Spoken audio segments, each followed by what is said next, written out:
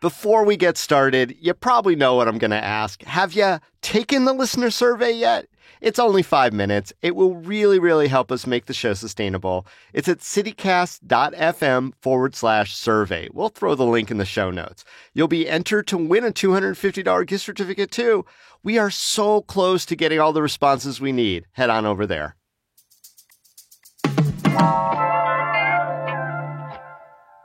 So this week has been a fire hose of news, but it's Las Vegas. Every week kind of is. Guess what, though? You've got us to help break it all down. I'm here with my co-host, Vogue Robinson, and contributor April Corbin-Gurnis. And today on CityCast Las Vegas, we're talking about 3 of the week's biggest stories. The A's attempt to get our public financing, why the James Beard Awards snubbed Las Vegas, and $1 million returns to adorn Binion's Casino. It's Friday, June 9th. I'm David Figler, and here's what Las Vegas is talking about.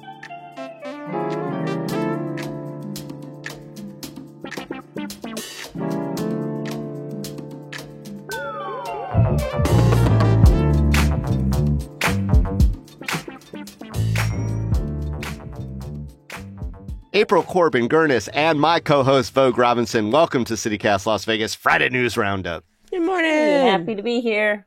Well, we're all bleary-eyed because the legislative sessions keep going on and on and on. Long days for them, long days for observers. April, what's happening with the A's? I thought it was dead because it didn't make it past the deadline. Yeah, so the 120-day regular session came and went with no deal for the A's. So a lot of people assumed that it was dead, but then, hey, surprise!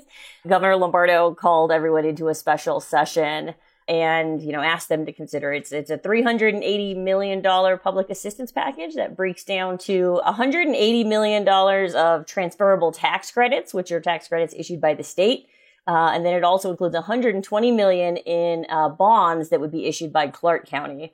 And then additionally, there's a $25 million credit for fixing roadways and stuff that's also coming from the county. But again, not an insignificant amount of money, and also notable that it's the state coming in and saying, hey, Clark County, go do this. And also, I remember there being the fact that they don't have to pay property taxes, which could be tens of millions of dollars as well that would otherwise be paid into the coffers. If they don't have to pay, I don't want to pay. Yeah, well, but you just need to have an analyst vote to explain how you create millions of dollars of revenue for the state. And I know just the guy who would do it if you give him enough money. That said, maybe the one who was hired by the A's and the Raiders and everybody else. April, that sounds exactly like the same thing that didn't make it through the regular session. And now it's back. What's changed? That's the thing about this. It is at this point identical to the bill that was introduced during the regular session. But it's worth noting that the bill in the regular session was introduced in the last month of the last 2 weeks of the session. So it was introduced very late. So the actual legislation, the actual writing was introduced pretty late into the session, and then got very much delayed and caught up in budget discussions and things that are not directly related to the A's. So Governor Joe Lombardo and the Democratic legislature were arguing about the overall state budget and charter schools and private school vouchers and all these other things. And basically the Democrats made it really clear, and they said, we're not going to pass the A's unless we have a balanced budget. And so that was going on. So it kind of had to get pushed back. So it's not entirely surprising that they didn't get to it, because the Democrats had sort of drawn a line in the sand saying, we're going to do this stuff that we're constitutionally mandated to pass, which is the budget. And we're going to do that first before we consider huge tax breaks for anybody.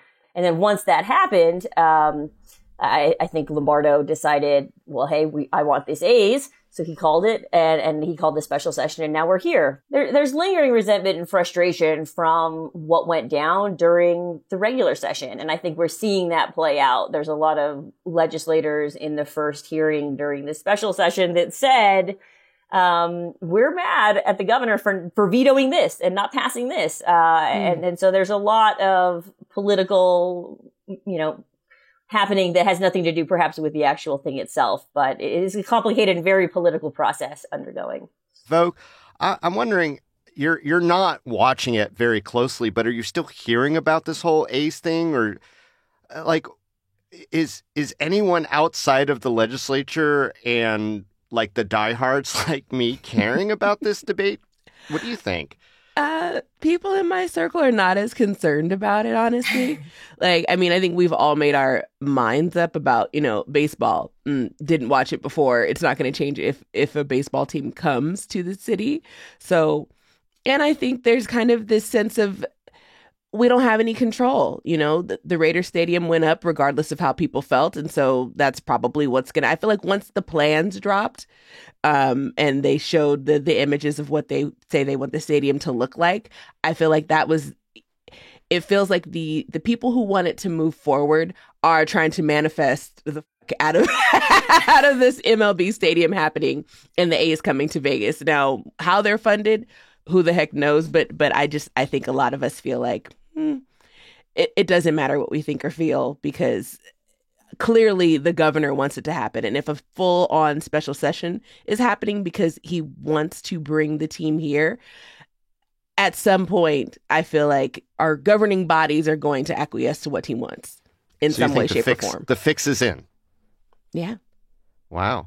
All right, April. Up in the press corps, what are the hot takes about the hearings to date? I mean, look, at the time of this recording, everything is still kind of in flux. There's a lot of action going on in the legislature with these special sessions. What's the sense in the press corps of what the real hot takes here are? The sense is that it's close, that if it does pass, it will pass because of whatever concessions and stuff the A's give. That the language as written, which is just like, let's give them all of this money and public assistance, isn't hanging and people want more. And it may come down to, behind closed door deals of like Lombardo saying, I won't veto this bill that you love if you vote in my favor. Exactly. And we may see a lot of interesting votes. The thing, if you look back at the 2016 Raiders bill, is that that passed with 2/3 in both houses, but it didn't split on like party lines, and it didn't split on geographical lines either, which I find really funny. Like if you watch the Senate hearing, the person who was sort of doing the most work in trying to sell this was a Reno Republican, Thanks, which bro. obviously is, doing Lombardo's work, I think, at that point. But I think that a lot of it is going to come down to whether or not individual legislators are eased over by whatever sort of pet projects they might get some extra funding for, or vetoes that are currently on Lombardo's desk. But also a lot of Democrats are just frankly really pissed off at the governor for how he handled the session and some of the things that he's already vetoed. And I think we may see that. It may be sort of retaliatory of like, hey, I already wasn't really sold on this whole public assistance thing. And now I'm really mad at you because you vetoed death with dignity, and, F you, I'm never going to support it. So we'll see. I think it'll depend. And honestly, I'm not doing this for dramatic fashion or anything, but everybody in the building seems to be writing down notes and being like, it's 10-11 right now, or it's, they have the votes. They don't have the votes. It's very close. And I think, Vogue, you're right that most of the time, a governor's not going to call a special session, especially on a single issue thing like this, if they don't know the outcome is going to go in their favor, because it would be very, very embarrassing for that to happen, right? It would be pretty embarrassing for a governor to do that. But I think at this point, at time of recording, it definitely feels like it's up in the air, and we'll see, but it can change quickly. And I think the governor has kind of shown that he wants to exert, like, I am the governor. So, for example, when the Biden administration, named Avi Kwame the next monument, out in print, it was like, nobody called my office. Nobody talked to me, and I'm the governor. Like, are you taking up all this Nevada land? So I feel like Governor Lombardo really wants to come into his power. Like, if I look at this in a story arc, it's like he wants to be respected and seen as like, I am the person in charge. And so, Absolutely. I think I agree with that. I think he wants to assert himself as a strong sort of leader and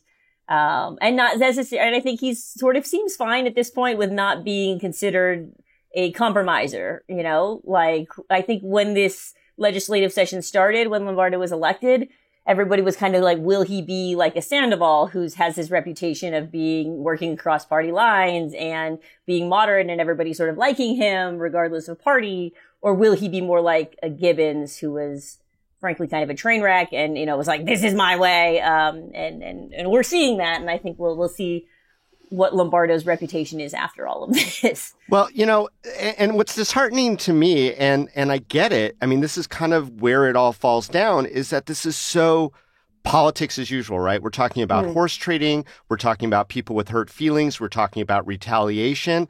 But it's all subtext because in these hearings, we're seeing some really hard questions about this proposal that seems very thrown together at the last minute, very different from the Raiders who spent a year putting that proposal together. I'm just going to say this. It's like if they're breaking this down into the stupidest lay terms of we're giving a loan and they're definitely going to be able to pay it back, shouldn't we look at their history? Shouldn't we look at how good they are? And when you look at the A's, I mean, they just don't seem to have a really good business model that Nevada would want to embrace. They're not a thriving organization. I laughed because on the CityCast Vegas Instagram page, that was the debate people were having. It wasn't we don't want baseball so much as anybody but the A's. And I was like, oh, how interesting. I don't watch enough baseball to care, but across the board, the people who were debating back and forth, they were just like, the A's, nobody wants them. Even you, David, when we were talking last time in the roundup, you were like, anybody but them. So I feel bad for the A's. Like, you know, they're a little discarded, not so loved human. So not so loved franchise, I suppose. Well, and some of the legislators were like basically saying, you know, you've been really mean and bad to the city of Oakland. You know, why should we start dating you? Like, won't you do the same thing to us? So that's true. So do you think anybody will actually go to the games? Oh, yeah. Of course people will go to games. I don't know that they're going to sell out. I mean, I think the bigger question here is, do you think that this will give the NBA pause to try to come in or any other sports team? I mean, what do you think? I will say that I think it's different if it's a team relocating versus an expansion team. Like, aside from the lack of public funding, which is obviously for T-Mobile and the Vegas Golden Knights coming and sort of establishing themselves here, they were Vegas born, right? And I think people got behind that concept pretty quickly. And they were winners. And we always get behind winners. Yes, and they're in the Stanley Cup Finals. So I think that helps a lot. But I think the expansion team, I think this would be a different conversation if the Major League Baseball wanted to bring an expansion team to Las Vegas. I think there's a sense of like frustration with Las Vegas people that are like, you know what, we deserve something that's our own, you know, like, I don't know. I think it would be different if it wasn't the A's. So the NBA could maybe consider that. Give us an expansion team. Don't relocate the worst team in the best. I don't know who that is, but yeah, either a winner or a brand new team. That's what I think is the winning scenario. Or the Vegas rebrand is we turned losers into winners. So like, it's Vegas. So we're going to gamble on all of these, you know, low performing teams and see if maybe they transform by being in Vegas. But I think this will actually give the NBA a reason to want to come, honestly, because it's like, okay, they've already taken on the next two teams. I think that it's the natural order of these things, to be honest. Well, just hopefully the NBA will start early, make renderings that are actually to scale, have a traffic plan, have a plan for people to get there. Don't say things like, well, it'll be a walking place where nobody walks, you know, in Las Vegas, et cetera, et cetera, et cetera. Well, we'll see if the A's make it to home plate.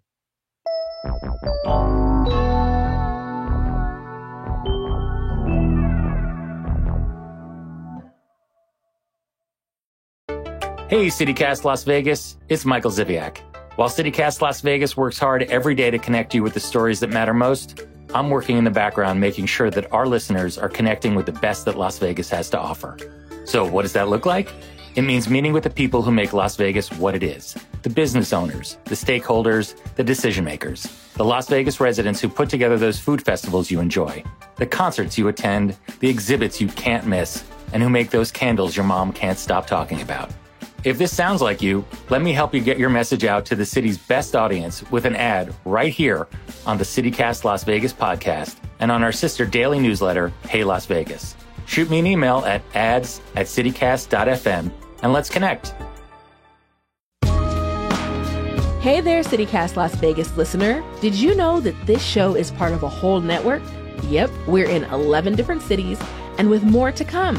Maybe you used to live in Portland and want to know what's been happening in your old town.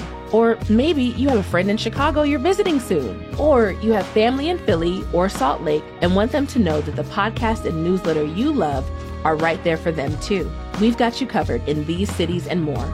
Boise, Madison, Pittsburgh. Send the people you love to the podcast and newsletter they're gonna love at citycast.fm. Other news, the James Beard Awards, they just got announced, the finals. There were some Las Vegas people in contention, but we got snubbed. What happened, Vogue?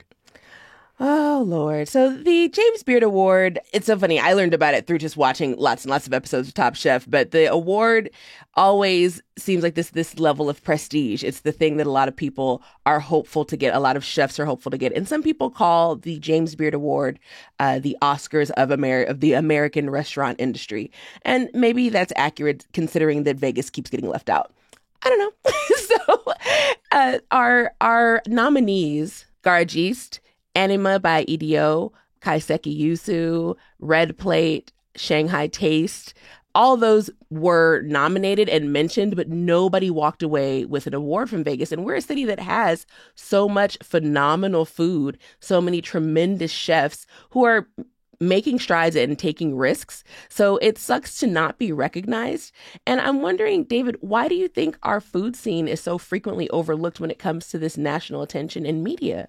Las Vegas has its reputation, old school wise, that we're a land of cheap buffets and cheap food. Everyone knows celebrity chefs come here, but I think that in a lot of ways that's also written off as like, well, yeah, they put their name on it, but they're not like behind the grill. You don't have Jose Andres, behind the grill making you a hamburger, right? So I think there's this bias. Also, when people come here, they do it a certain way that maybe doesn't resonate with like the fine dining experience that they experience in other places, which is also kind of weird because we do have our own kind of twist on it, which is a certain degree of casuality to the formal, foods that are here. I think the bigger thing, well, there's a couple of big things here is that like, first, they have a long list, James Beard, and then they kind of go down to the finalists. And the folks that you're talking about actually made it to the finals. But the long list usually don't have a lot of Las Vegas restaurants on there. And that's disheartening. I mean, James Beard Foundation isn't immune from criticism. There was a lot of criticism about its lack of inclusion. There were some criticisms about like the process itself and whether it was particularly fair or how it was actually kind of being done. That said, we know that we have really, really good food here. I don't know. April, why do you think that Las Vegas doesn't get its due when it comes to, recognizing our food scene, which we do hear a lot about? I think it's the reputation of Las Vegas. Like, you want to be a classy award and like, Vegas isn't seen as that. I think Vegas is trying to be that, but I think the holdover of the, shrimp cocktails and buffets are going to linger. And, I say F them, you know what I mean? Like, let's just F them. Let it be our secret. You know what I mean? But maybe I'm not a foodie and I'm sure that the restaurant people are like, can we please get this? But from my perspective, I'm like, well, maybe we're hidden gem. Let us be that, I guess. I love that. And I think it's true. And there's a part of me that, that thinks about, okay, are we being like sour grapes about this? Are we thinking that, okay, I don't want them anyways and not knowing what it feels like to receive the award? Yeah. So I'd love to see our chefs be recognized. And at the same time, we also have better things to do, like enjoying our other successes and continuing to make the best damn food that we can.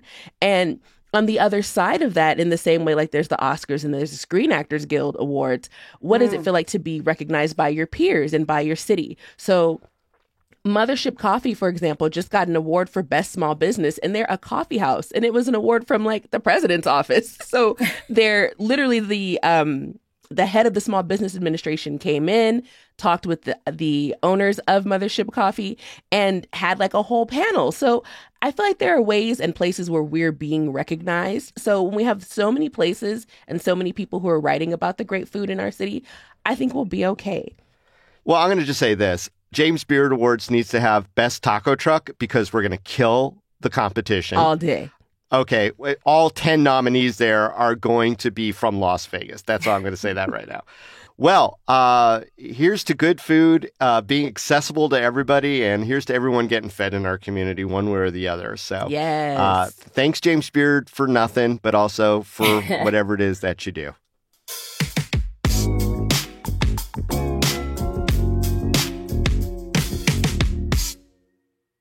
All right, last topic. And this is a fun one. This is the one that kind of caught my eye.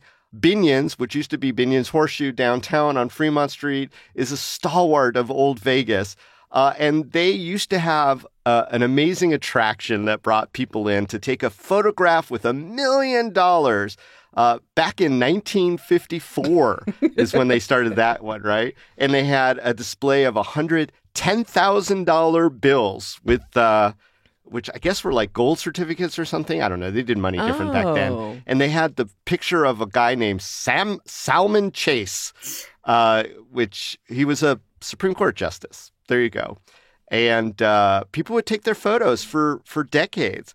And that display got sold and bought, whatever. But it was very famous, and it drew people into the casino, presumably to gamble. I have probably a dozen photos because they were free and they were like Polaroids. So they would just like come out and you would get them. It was kind of amazing. And then it went away and now it's coming back. It's back.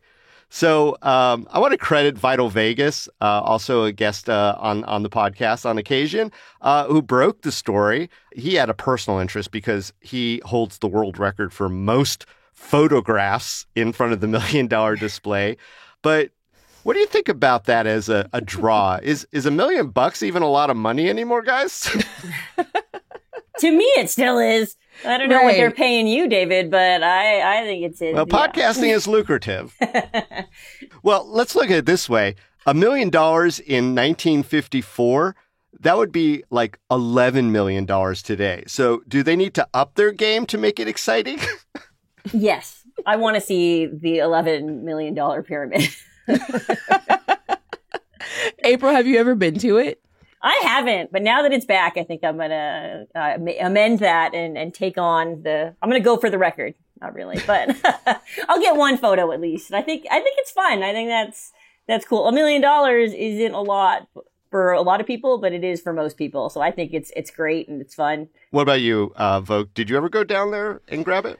I did. Yeah, 2013 when I first moved out here, my sister and her boo thing took us to the space and we took photos. And he was so excited and was like rubbing on it. And I was like, this is not, you can't actually touch the money. It's wrapped up it's in the plastic, thingy. So it's not quite enough to entice me. I don't care because you don't get to take a bath in it. I give $2.50 about taking a photo with money. I'd rather take a picture with Mickey Mouse, but so that doesn't entice me. Well, you can do that down there too, I think. Not one of the Fremont Street Mickey Mouses. They're a little suspect. I mean, I wouldn't mind. Taking a photo with money is not going to make me want to come into a casino. What do y'all think would be the best advertisement outside of a casino to lure people in? Well, probably actual money. Like, come on. And here's free $5. money. Free gambling money. They give you free play. They do. Yeah. They've done that in the past. Free play, and free play is still a thing around.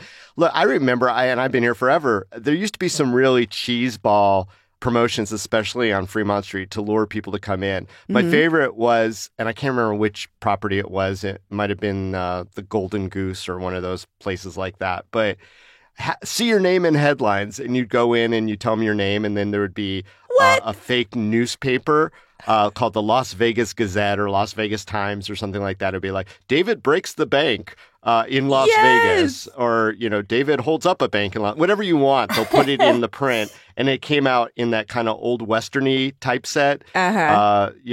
it was kind of a fun little novelty, and I have probably some of those. Oh, I'm going to try to find one. What about you, April? What kind of promotions do you think would lure you or your friends into a casino? I mean, I would do that. I want the newspaper thing now that you mentioned it. And also, I think that Vogue's right, like putting it behind glass, maybe not the best. Let's unleash the money, and you can have cameras and stuff to make sure nobody's stealing it. But like, I'll go down there and take a bath in the $1 million. I feel like we should a shower, like a rain thing, like one of those big tubes that does that, just to be in that would be cool. The wind tunnel of money, and then let me grab some. Yes. Yeah, I'll give it back. So a keychain or a little fun book with 2-for-1s, that's not going to cut it. You need to actually have bills on flesh. Yes. Or free parking. Or free parking, right? Let's not discount free parking. Well, hey, here's a fun fact that Vital Vegas actually let out when he reported on this, is that $1 million in $100 bills is actually not that big. It could all fit into a briefcase. So they make a mixture of a lot of denominations because those $10,000 bills just aren't around anymore. Mm-hmm. So there's a bunch of 20s and 5s and 1s to bulk it up to make it a bigger display. But it is still $1 million. So it's still $1 million. I think for me, I would love if they had like a cute little marquee. They should just make those little Instagram photo thingies. I feel like that would be cute. I don't know. I feel like free food and free alcohol.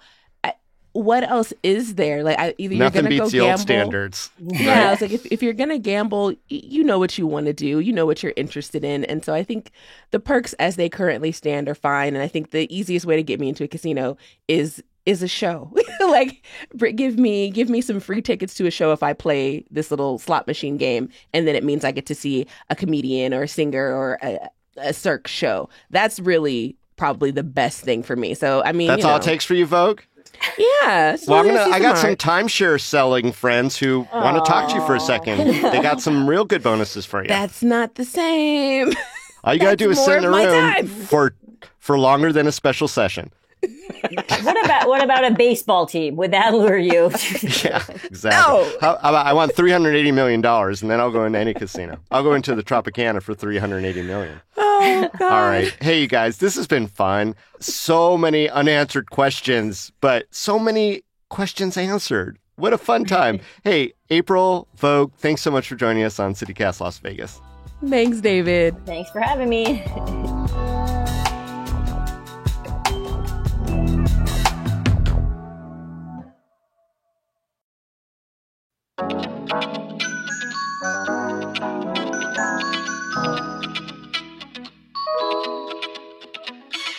And that is all for today here on CityCast Las Vegas. Our lead producer is Sonia Cho Swanson. Our producer is Layla Muhammad. Our newsletter editor is Scott Dickensheets. And our hosts are Vogue Robinson and me, David Figler. Music is by OG Moose and All the Kimonos. We record the show on the traditional homelands of the Nuwuvi, the Southern Paiute people. Hey, if you enjoyed the show, make sure to take that listener survey. It'll help us grow the show and a lot more things for you, too. Then go tell a friend about the podcast and ask them to take the listener survey, too. Remember, it's at citycast.fm/survey. We'll be back Monday morning with more news from around the city. Go Knights, go!